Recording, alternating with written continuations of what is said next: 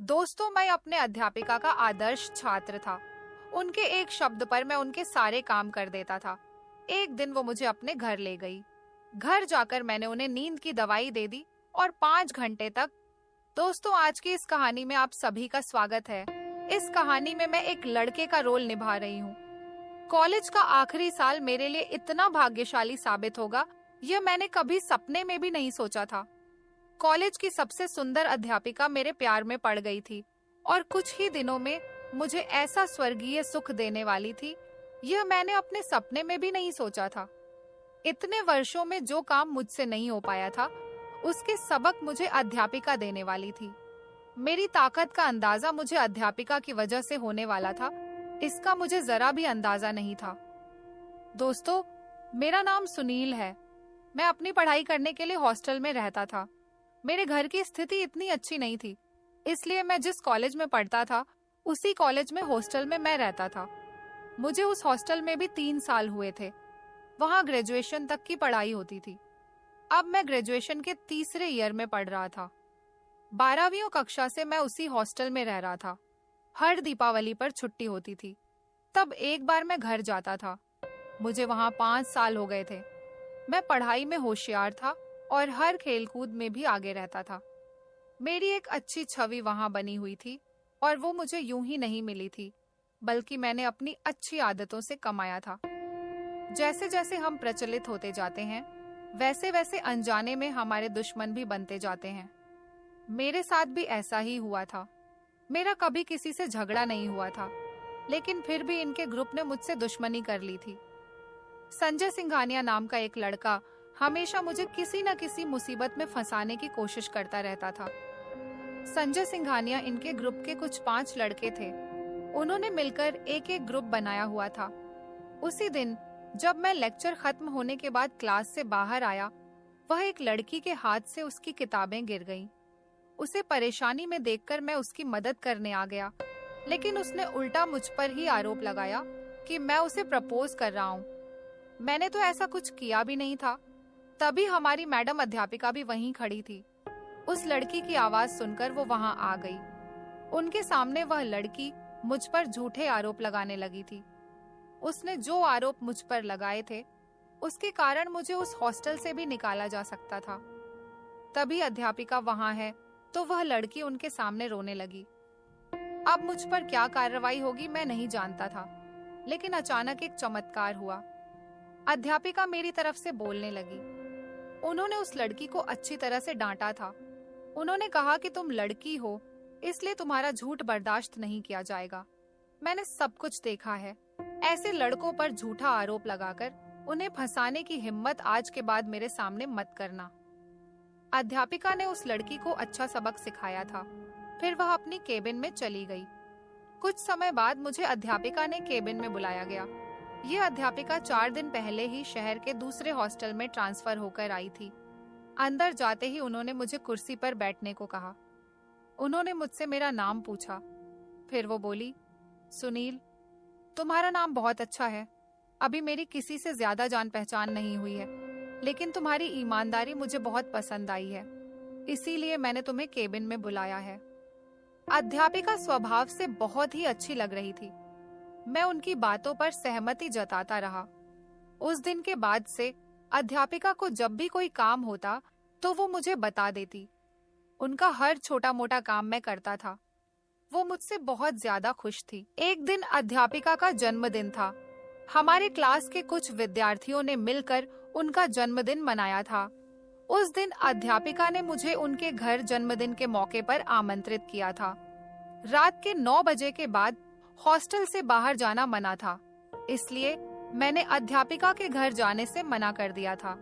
मैंने उन्हें न जाने का कारण भी बताया था। तब वो बोली कि तुम 6 बजे ही मेरे घर आ जाओ, तुम्हें बाद में हॉस्टल छोड़ने की जिम्मेदारी मेरी है। उनके इतने आग्रह करने पर मैं शाम को उनके घर गया। अध्यापिका का घर बहुत सुंदर था। मैं वहां गया तो वहां मुझे वो गेट पर लेने आई थी। उन्होंने अपना घर बहुत साफ सुथरा और व्यवस्थित रखा था। मेरे गांव का घर भी इतना अच्छा नहीं था। इतने दिनों के बाद मैंने एक परिपूर्ण और सुंदर घर देखा था। रोज हॉस्टल में उस दोस्त के कमरे के अलावा इन आंखों ने कुछ और देखने को मिलता ही नहीं था। उनके घर में प्रवेश करने के बाद मैंने देखा कि मेरे और अध्यापिका के अलावा घर में और कोई नहीं था। उनके जन्मदिन का केक मुझे टेबल पर दिखाई दिया था। इसका मतलब जरूर कोई मेहमान वह केक लाया होगा। मैंने अध्यापिका से पूछा, मैडम, क्या घर में कोई और भी मेहमान है? उन्हें भी बाहर बुलाइए, मैं अकेला यहाँ बैठा हूँ। तब वह बोली कि घर में मेरे और मेरे अलावा और तुम्हारे अलावा कोई नहीं है। मैंने पूछा कि फिर ये आपके जन्मदिन पर केक कौन लाया है? इस पर वह बोली कि एक एक मैंने ही लाया है। बेचारी मैडम ने अपने जन्मदिन का केक खुद ही लाया था। मैं मन ही मन में बड़बड़ाया था। फिर मैं अध्यापिका से कहा कि मैं सॉरी, रियली सॉरी, मुझे आपके लिए केक लाने का ख्याल ही नहीं आया। तब वो मेरे पास आकर बैठ गई और बोली, अभी तुम आ गए हो, ये मेरे लिए ही काफी है। ऐसा कहकर उन्होंने मेरा हाथ अपने हाथ में लिया और मेरे हाथ से केक काटने लगी। उन्होंने मुझे केक खिलाया और फिर मैंने भी उन्हें केक खिलाया। फिर मैंने उनसे पूछा कि क्या आपके घर में आपके अलावा और कोई नहीं है? क्या आपके पति दूसरे शहर में है? तब वो हंस पड़ी और बोली, पति? मेरी तो अभी तक विवाह ही नहीं हुई है। मुझे शादी का विचार बिल्कुल पसंद नहीं है, इसलिए मैं अपना सिंगल जीवन जी रही हूँ। वो दिखने में बेहद सुंदर थी। उनकी इतनी सुंदरता के बावजूद उनकी सुंदरता की प्रशंसा करने वाला कोई नहीं था। उस रात मैंने उनके घर में ही खाना खाया। उनके हाथ में भी बहुत स्वाद था। उनसे बात करते करते रात के 9:30 बज गए थे। जब मेरी नजर घड़ी पर पड़ी तो मैंने मैडम से कहा, अब मुझे जाना चाहिए, बहुत देर हो गई है। मैडम, आप चौकीदार अंकल को फोन लगा दीजिए ना, वो मुझे अंदर ले लेंगे। मैंने ऐसा कहा तो वो बोली, अभी इतनी जल्दी क्या है, थोड़ा रुक। मैंने उनकी बात सुने बिना चौकीदार अंकल को फोन करने के लिए जोर देना शुरू कर दिया था। फिर उन्होंने चौकीदार अंकल को फोन किया, लेकिन उन्होंने फोन नहीं उठाया था। तब मैडम ने कहा कि आज की रात तुम यहीं रुक जाओ, सुबह हम दोनों साथ में हॉस्टल चले चलेंगे। मेरे पास वैसे भी कोई और दूसरा चॉइस था नहीं, क्योंकि अब चौकीदार अंकल ने मुझे वैसे भी अंदर नहीं जाने दिया होता। इसलिए मैडम के घर रुकने के अलावा मेरे पास कोई विकल्प नहीं था। मैंने उन्हें घर पर रुकने की सहमति दे दी। उसके बाद वो अपने कमरे में चली गई थी। अंदर से उन्होंने मुझे आवाज दी। मैं अंदर गया तो मैंने अपनी आंखें बंद कर ली और कहा कि मैम, सॉरी, मुझे माफ कर दो। मुझे लगा आपने मुझे आवाज दी है, इसलिए मैं यहाँ आ गया। मैंने ऐसा कहा तो वो बोली, सुनील, मैंने सच में तुम्हें आवाज दी थी। कपड़े बदलने समय उन्होंने मुझे क्यों आवाज दी होगी? तब से मैडम के पीछे और खड़ी थी। वो मुझसे बोली, मेरे ब्लाउज का हुक तक मेरा हाथ नहीं पहुंच रहा है, क्या तुम मेरी मदद करोगे? उनके कपड़ों को छूने की मेरी हिम्मत नहीं हो रही थी, लेकिन उन्होंने मेरी मदद की जरूरत थी। यह मेरे लिए महत्वपूर्ण था। मेरा काम पूरा होते ही मैं उनके कमरे से बाहर आ गया था। उस रात मैंने जैसे तैसे उनके घर में गुजारी थी। सुबह मैं उनके साथ ही हॉस्टल आया था। मेरे सभी दोस्त मुझे आश्चर्य से देख रहे थे, क्योंकि मैं कॉलेज की मुख्य अध्यापिका मैडम के साथ उनकी गाड़ी में आया था। मेरे दोस्त मुझसे पूछ रहे थे कि रात को तुम अपने कमरे में क्यों नहीं थे, लेकिन मैंने उन्हें जवाब देने से बचा लिया। कुछ दिन बीत गए। अब 3 दिन हो गए थे। मैडम कॉलेज में नहीं दिखी थी। 3 दिन बाद मुझे उनका फोन आया। वो बोली, सुनील, मुझे तुम्हारी थोड़ी मदद चाहिए। उनकी एक आवाज पर मैं दौड़ते हुए उनके घर चला गया था। जब मैं उनके घर गया तो देखा कि उनका चेहरा पूरी तरह से उतारा हुआ था। उन्होंने ठीक से चलने में भी दिक्कत हो रही थी। मैंने उनकी तबीयत के बारे में पूछा। तब मुझे पता चला कि उनकी कमर में मोच आ गई है। इसी कारण पिछले 2 दिनों से कॉलेज नहीं आ रही थी। मैं उनके लिए मेडिसिन से लेकर दवाइयां लेकर आया था। तब वो मुझसे बोली, सुनील, 3 दिनों से मैं दवा ले रही हूँ, लेकिन कोई फर्क महसूस नहीं हो रहा है। क्या तुम मुझे गर्म तेल से मालिश कर सकते हो? शायद मुझसे इससे आराम मिल जाएगा। आज तक मैंने किसी को भी काम से मना नहीं किया था। आज तो उन्हें सच में मेरी जरूरत थी, तो मैं उन्हें मना कैसे कर सकता था? मैं भी चाहता था कि वह जल्दी ठीक हो जाए, इसलिए बिना झिझक के मैंने उनकी मालिश शुरू कर दी। जैसे जैसे मेरा हाथ उनकी कमर पर घूम रहा था, वैसे वैसे उनके मुंह से आवाजें आ रही थी। शायद उन्हें बहुत दर्द हो रहा था। मैडम जवान थी। उनकी कमर पर नजर पड़ते ही मैं अपना ध्यान खोने लगा था, लेकिन मैंने खुद को संभाला और वहां से बाहर निकल आया। मैडम ने कहा, अगर तुम चाहो तो दिन में कॉलेज जा सकते हो, लेकिन प्लीज कुछ दिनों तक रात में मेरे साथ रहो। जब मुझे थोड़ा बेहतर लगेगा तब मैं तुम्हें खुद जाने के लिए कहूंगी। वो बेचारी अकेली थी, उनकी मदद के लिए आसपास और कोई नहीं था। मैं वहां रुकूं या न रुके इस पर विचार ही कर रहा था। तभी मैडम बोली, सुनील, संकट के समय अपने ही काम आते हैं। मैंने तुम्हें अपना समझकर रुकने के लिए कहा है, लेकिन अगर तुम्हारी इच्छा नहीं है तो कोई बात नहीं। मैडम काफी उदास हो गई थी।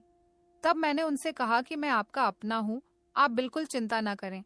जब तक आप ठीक नहीं हो जाती है तब तक मैं यहाँ से कहीं नहीं जाऊंगा।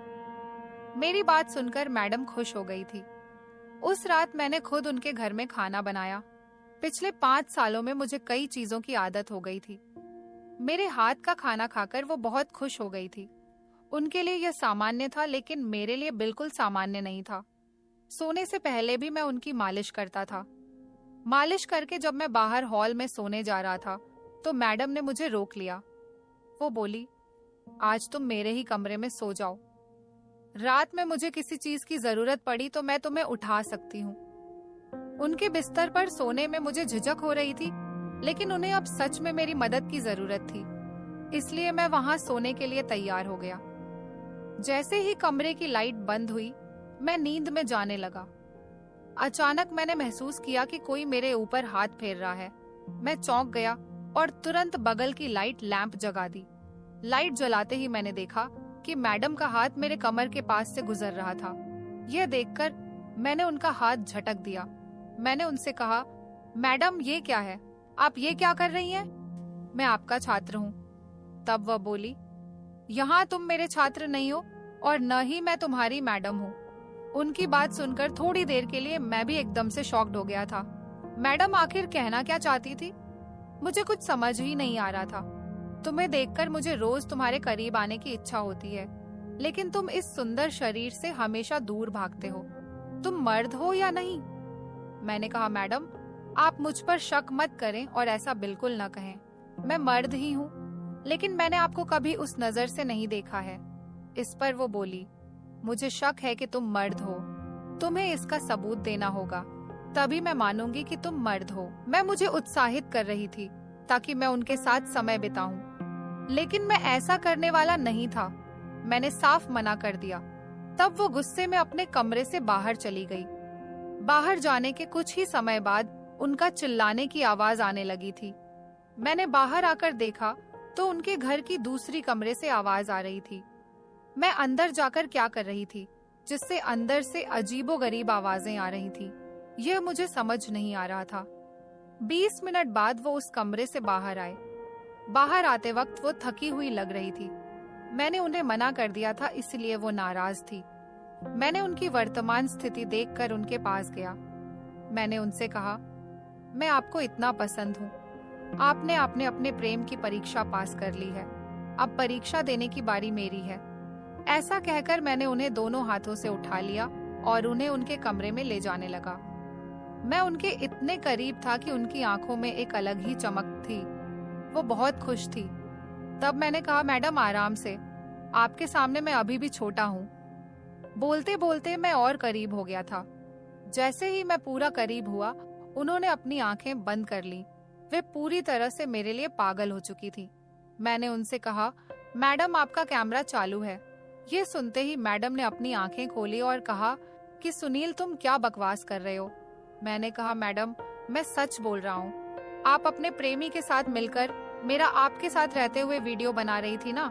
आप एक ढोंगी अध्यापिका हैं। आपका सारा सच मेरे सामने उजागर हो चुका है।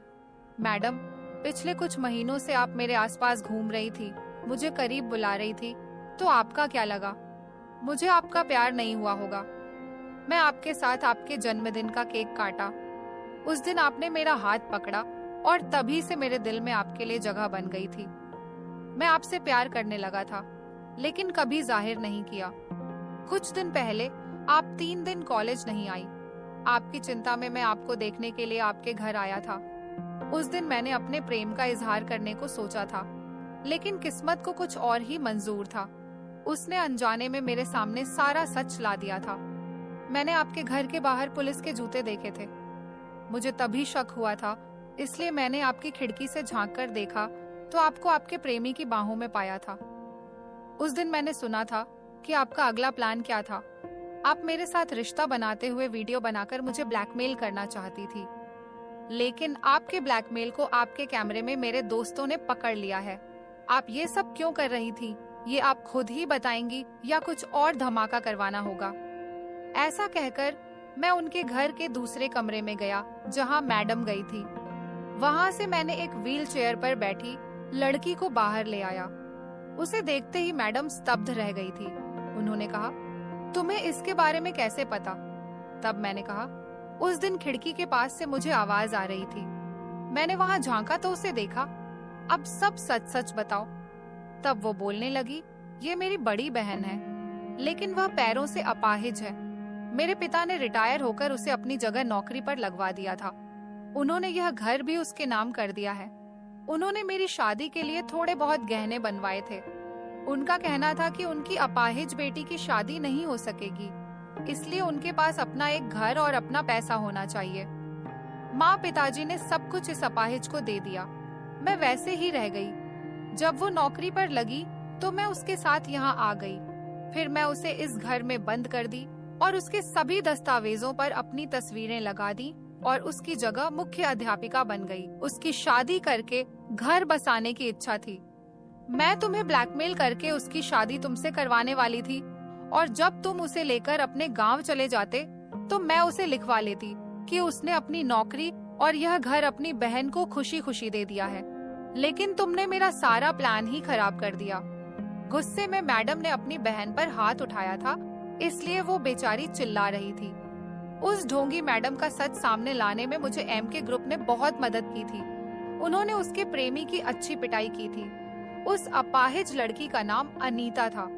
हमने उसे संकट से बाहर निकाला, इसलिए उसने हमारा आभार माना। अब हमारे हॉस्टल की सच्ची और ईमानदार मुख्य अध्यापिका हमें मिल गई थी। अनीता मैडम और उनके पिता ने मिलकर अपनी छोटी बेटी को अच्छी सजा दी।